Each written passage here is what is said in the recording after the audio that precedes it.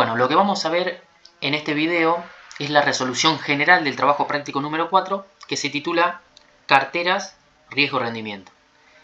Entonces, este trabajo práctico es de la materia Finanzas de Empresas de la Facultad de Ciencias Económicas de la Universidad Nacional de La Plata, y lo que vamos a ver básicamente es cómo calcular el rendimiento y el riesgo asociado a una cartera y cómo decidir si esa cartera está bien remunerada con respecto a otra. Y entonces vamos a elegir la cartera que mejor remunerada esté, o el activo individual que mejor remunerado esté el riesgo. Entonces, una introducción teórica a este trabajo práctico sería que tenemos que saber la existencia de la teoría de carteras, que se refiere al proceso de asignación de recursos realizado por los inversores, tanto sean individuales como institucionales. Institucionales son el ejemplo de las cajas privadas de previsión de la seguridad social o entidades de seguros. Y bueno, la asignación de recursos que hacen estas instituciones o los individuos a un conjunto o una combinación de activos que ellos elijan para formar esa cartera de inversión. Entonces también esta teoría lo que hace es asumir que la conducta de los inversores es racional y se centra en que el análisis tiene dos dimensiones, digamos, riesgo y el rendimiento. Entonces, si el inversor tiene una conducta racional, significa que va a elegir aquella selección óptima de activos que le reporten el mayor rendimiento posible con el menor riesgo. Entonces, siempre ante la disyuntiva de si tenemos dos activos que rinden lo mismo, bueno, entonces vamos a tener que analizar cuál es el riesgo de cada uno de ellos y elegir el de menor riesgo. Y en caso de que nos den dos activos que tienen mismo riesgo, entonces vamos a tener que analizar cuál es el rendimiento esperado de cada activo para ver que a ese nivel de riesgo, cuál es el que mayor rentabilidad nos reporta. Bueno, y ahí entra lo que es el índice de Sharpe también, cuando tenemos activos que tienen distinto rendimiento esperado y distinto riesgo. Este índice lo que sirve es para sacar un número de lo que está remunerando cada activo la unidad de riesgo asumida. Entonces, cuando no hay forma de comparar los activos, se saca este índice que es sin unidad de medida y entonces podemos comparar distintos activos. Y el de mayor índice va a ser el que más remunere esa unidad de riesgo asumida. Bueno, y por otro lado lo que tenemos en este trabajo práctico es que abandonamos ese ámbito de certeza que teníamos en el ejercicio 1, 2 y 3 y nos estamos insertando en lo que sería un escenario de incerteza o de incertidumbre. Entonces estamos en presencia de un contexto de riesgo que se caracteriza justamente por diversos resultados posibles que tiene un activo y tiene una probabilidad de ocurrencia. Entonces ahora vamos a la filmina del profesor Giannini y acá vemos que nosotros tenemos riesgo e incertidumbre. La diferencia entre riesgo e incertidumbre es que el riesgo, nosotros conocemos los eventos futuros, los podemos medir, su dimensión, conocemos su dimensión, entonces los podemos medir, y se conocen las probabilidades de ocurrencia de cada uno de ellos. La incertidumbre, se conocen los eventos futuros, puede o no medirse la dimensión y medirse la cuantía de ese evento. Lo que no se conocen son sus probabilidades. Entonces, lo que nosotros podemos administrar es el riesgo, porque lo podemos medir, podemos calcular la probabilidad de ocurrencia, sea por la experiencia, por la estadística o subjetivo, la ponderación que hagamos, pero podemos medir esa dimensión y se le puede otorgar una probabilidad de ocurrencia. Estas son las herramientas que se utilizan en incertidumbre. Y luego les quería mostrar este escenario de riesgo que, bueno, cuando hay riesgo, entonces, como dijimos, conocemos los eventos futuros, su dimensión, es decir, que podemos medirlo, y además tenemos la probabilidad de ocurrencia. Acá tenemos la función de probabilidad de la rentabilidad responde a una distribución normal. Por ende, conociendo la media, que sería la esperanza, una medida de centralidad, y conociendo la varianza y desvío, que nos mide la dispersión de los datos, conociendo esos dos parámetros de la función de probabilidad, ya podemos conocerla y analizarla de manera íntegra. Entonces, como bien dijimos, el resultado esperado sería la media. Entonces nosotros sabemos lo que vamos a ganar.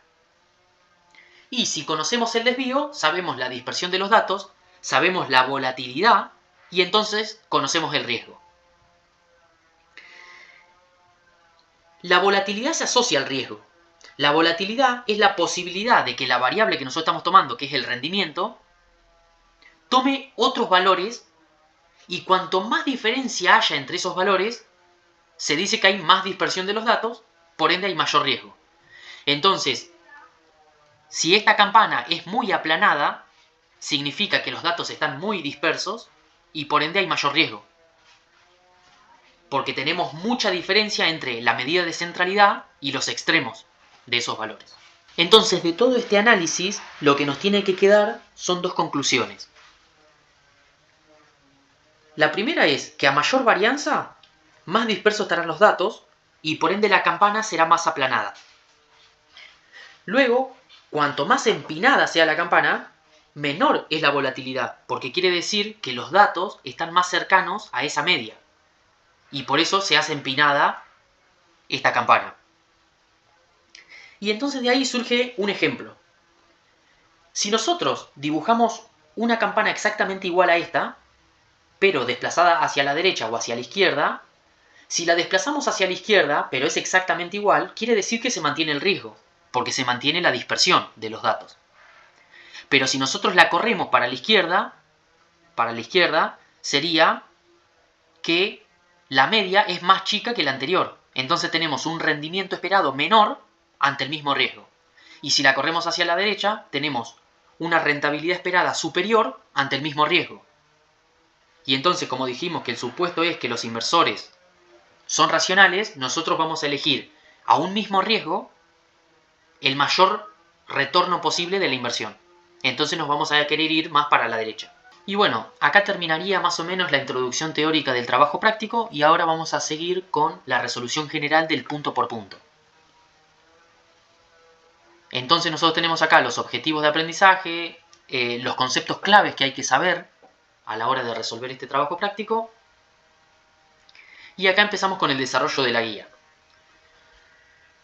Para empezar con el desarrollo de la guía, lo que vamos a ver primero son los conceptos y las fórmulas teóricas de los rendimientos esperados tanto de los activos como de las carteras y el riesgo asociado a un activo individual o a una cartera.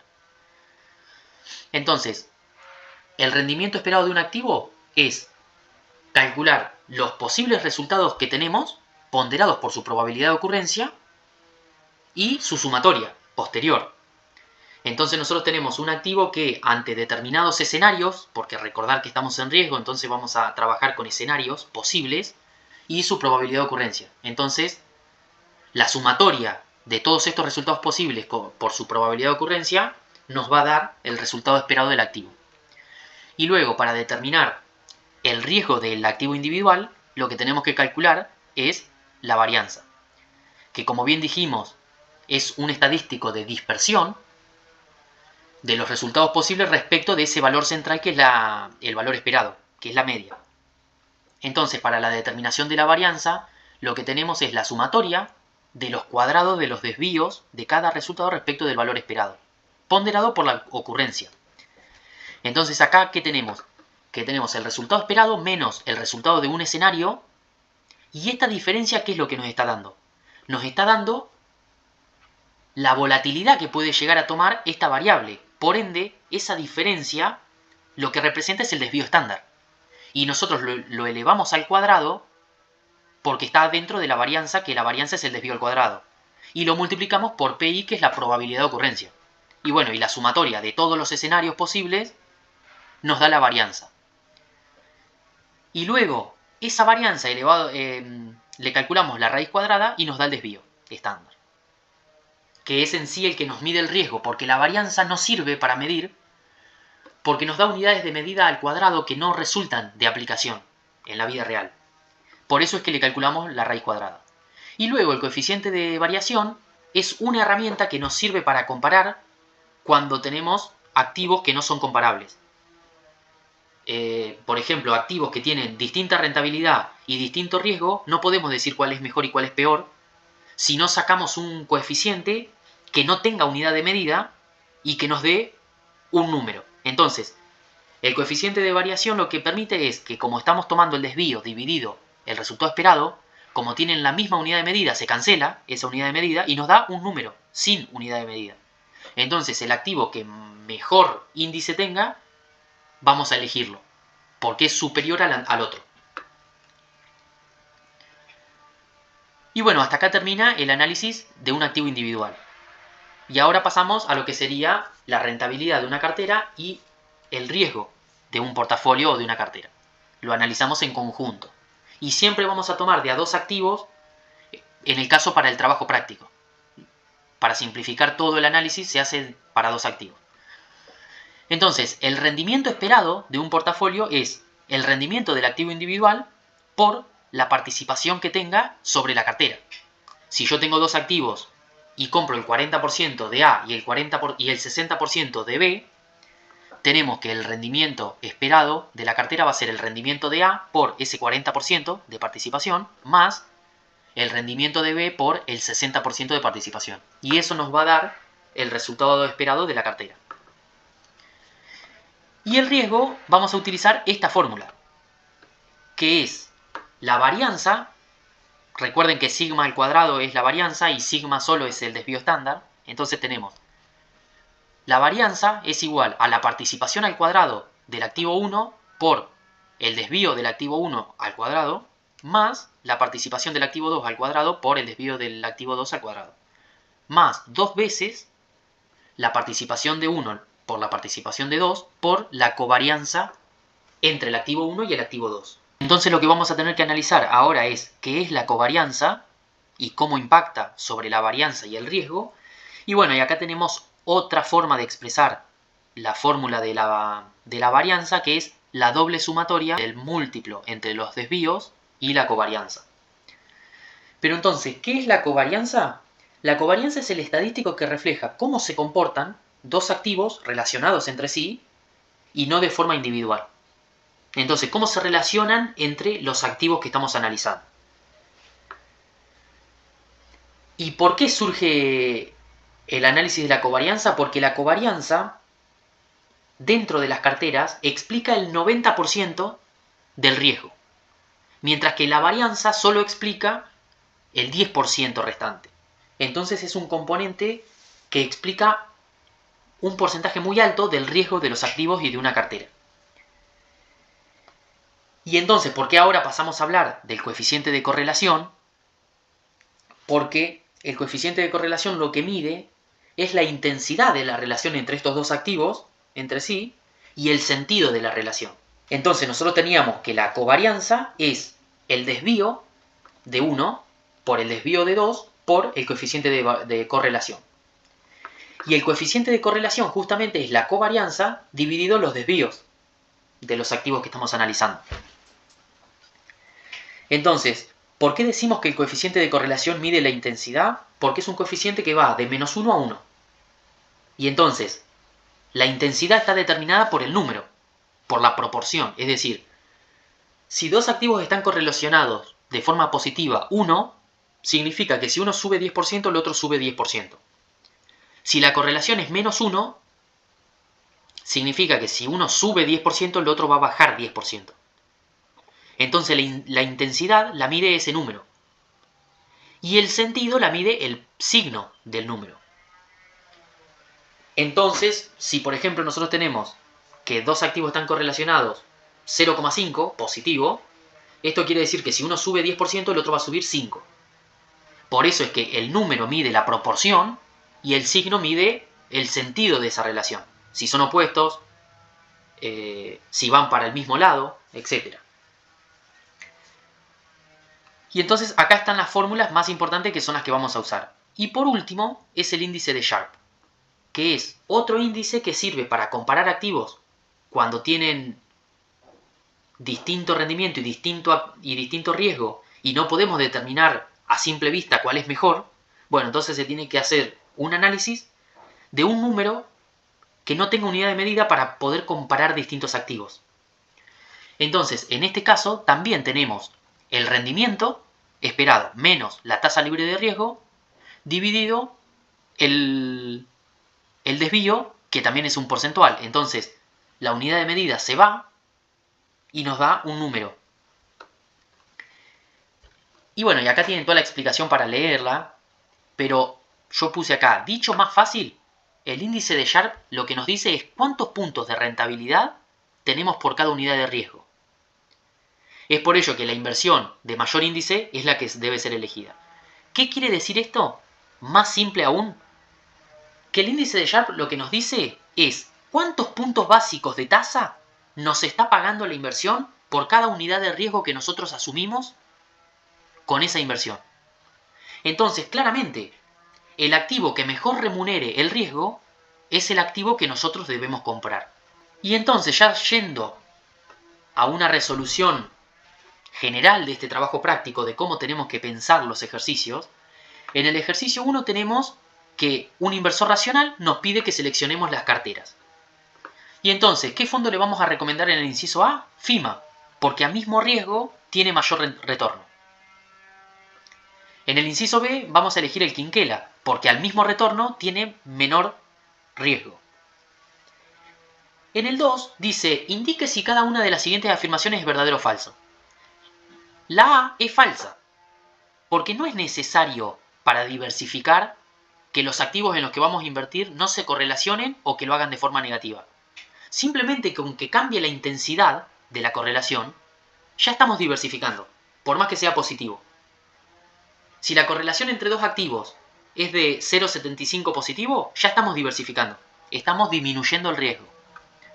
Y en el B dice, la característica más importante para determinar la varianza de un portafolio eficientemente diversificado es la varianza de los instrumentos individuales. Y esto es falso también.